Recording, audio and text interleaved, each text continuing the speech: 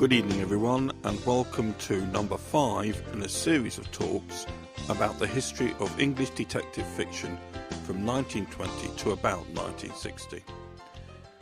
As I've said before, the series is not a strict chronology, nor is it an A to Z. Rather, it's a selection of subjects that I hope will be of interest to enthusiasts for the genre. Tonight I would like to talk about the subscription libraries that underpinned the growth of detective fiction during the Golden Age, and I immediately need to declare an interest. The history of libraries in England is a consuming passion for me, so during this talk I need to be careful not to wander too far from my subject of crime novels.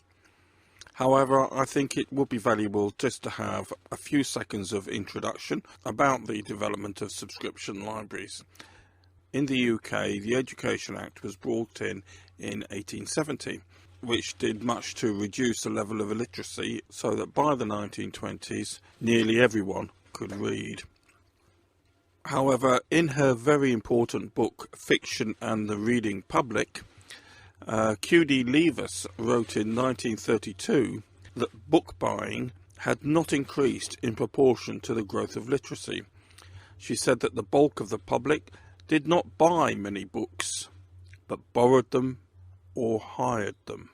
And they were able to do this because of the strong network of subscription libraries that had grown up over the past 50 to 70 years. The strength of this network was due to 3 individuals, and it really was the drive and inspiration of these 3 which allowed our genre to grow. They were William Henry, W.H. Smith, Charles Moody of Moody's Select Library, and Mrs. Boot. Mrs. Boot was the wife of Mr. Boot, Jessie Boot, who had founded the chain of dispensing chemists. Now, I do want to emphasise that without the vision of these 3 individuals, there just would not have been this strong network of subscription libraries. It really was down to them. Moody and Smith were contemporaries. They were both very religious men, which would have implications when we talk about what sort of stock they were prepared to hold. And they both learned their trade by working in the stationery shops of their respective fathers. Moody opened his Select Library in 1842, initially in Bloomsbury, but he soon moved to the famous store in New Oxford Street, and immediately he made his presence felt by ordering books by the thousands and keeping the subscription levels very low. As far as his competitors were concerned, this was jaw-dropping and eye-wincing. He was a predatory businessman, and when his competitors found that they couldn't keep up with the race, he was there to take over their business and expand his own network. 6 years later, in 1848, W.H. Smith expanded their trade into the railway bookstall, and this was important because they initially invited Moody to display a library stock on their stalls.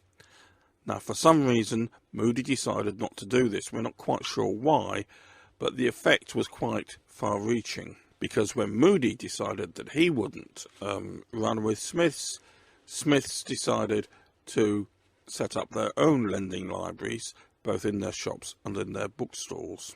Together, Moody's and Smiths soon had such a grip on the book trade that Wilkie Collins described them as the 2 tyrants of literature. It was a generation later, 1899, that Mrs. Boot convinced her husband to open the Boots Book Lovers Library. Now, Florence Boot was much younger than her husband and was a great influence on the company, both in terms of design, but also employee welfare. Like Mr. Smith and Mr. Moody, she had learned the trade by working at her father's shop on the Channel Islands where she had grown up.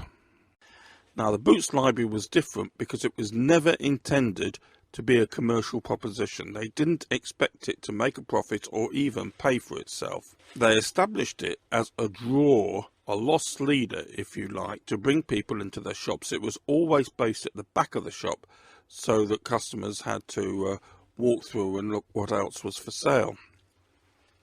Now let's have a few figures just to illustrate the strength of the subscription library's presence in the market.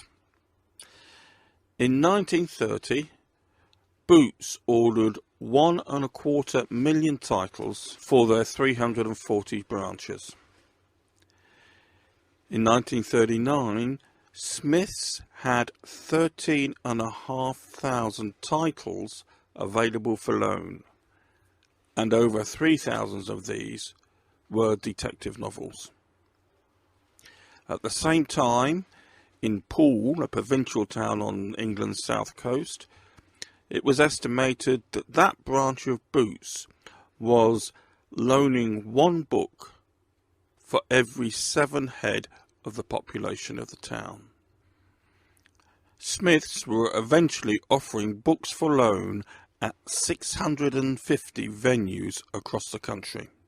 So the 3 libraries and the other smaller subscription libraries did so much to promulgate the habit of popular reading between the wars. Now, when one sector of the market is so dominant, and without doubt at its height Moody's was any publisher's most important customer, that presence obviously comes with a downside. The most quoted example of that is that one decision by Moody's immediately dispensed with the 3-decker Victorian novel. It simply became a thing of the past. They were also dictating rather than responding to the public taste. Charles Moody was a very religious man. His first frustrated ambition was to be ordained, and of course W.H. Smith also came from a very religious background, and they did direct decisions as to what was a suitable book to have a presence in their libraries. But the most dramatic effect was that they squeezed margins so tight that effectively neither the libraries, the publishers, nor the authors were really making any money at all. They wanted books that could be quickly and cheaply produced in genres that could deliver a steady stream of new titles. And between the wars, this meant romances, cowboy stories, and the new habit of detective novels. That demand for a steady stream of new titles in the detective fiction genre meant that there was an outlet for new and untried authors. Here was a ready market for potboilers. Without doubt, were it not for the subscription libraries, many of the smaller authors during the Golden Age would not have been published. It is as simple as that. In Poole, in towns like Poole across the country, one housewife in 7 was walking into Boots, while still others were walking into Smith's, and asking what was new, what was fresh, and she would select not just for herself but her family, so probably 2 or 3 titles to take home, and in 2 weeks or even 1 week she will be back again. What's new, what's fresh, what's different? Neither before nor since had the call to detective writers been so relevant. Don't get it right, get it written. This thirst, of course, meant that much was produced that wasn't top-notch, but it also allowed the new detective writers to experiment and to interpret their genre in different and exciting ways. That fertile bed on which something startling could grow was the real contribution of the subscription libraries. Moody's closed in 1937 after lending books for 95 years. Its stock was taken over by Harrods, and the store in New Oxford Street was destroyed during the Blitz. Smith's lending library lasted until 1960, and the Boots Book Lovers Library expired in February 1966. They were all taken over really by the growth of the paperback market. publishers, book clubs, and of course the establishment of a robust public library system. But hey, there hangs another story. They were of their time, and they had delivered their contribution towards the spread of not only detective fiction but popular reading across the country. Ladies and gentlemen, my name's Malcolm Noble. Thank you very much for listening to this talk on the history of English detective fiction. Please don't forget to like, follow or leave a comment. I uploaded this podcast on the 18th of December, and the next one will be on the net from New Year's Day.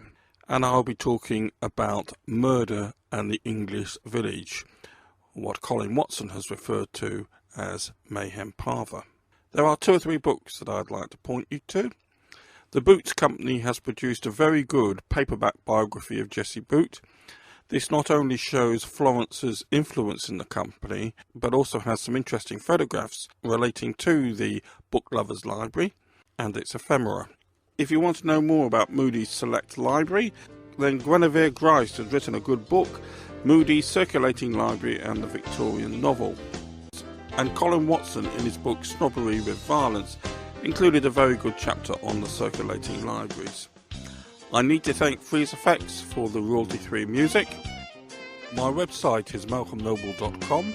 I hope you'll take a look at it. All that remains is for me to wish you a very good night, and God bless.